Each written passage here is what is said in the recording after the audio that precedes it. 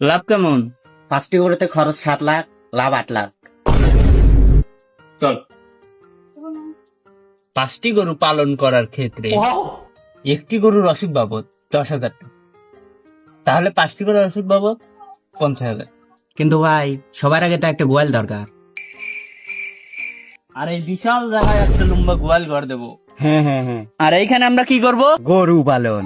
সেখান থেকে আমাদের আরো 7 লক্ষ টাকা লাভ হবে। আর ওই 7 লক্ষ টাকা দিয়ে আমরা আরো একটি গোয়াল দেবো, আর সেখানেও গরু পালন। তারপর আমাদের 14 লাখ টাকা লাভ। আর ওই 14 লাখ টাকা দিয়ে আরো 2টি গোয়াল দেবো, আর সেখানেও গরু পালন।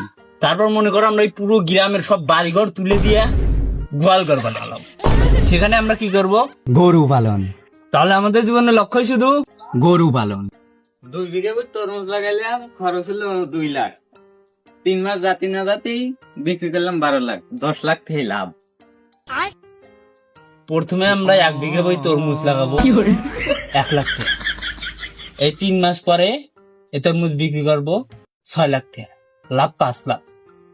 আর এই 5 লাখ টাকা দিয়ে আমরা পরে আরো 3 বিঘা বই জমি কিনবো। আর ওই জমিতে আমরা কি করব? তরমুজ চাষ।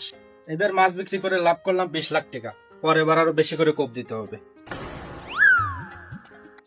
যত দূর চোখ যায় মাছ চাষ দেখিতে পাই, মাছ চাষ, মাছ চাষ, ভাই এখানে আমরা কি করব? মাছ চাষ। मोरियो आछो बोलो रे ढलती रा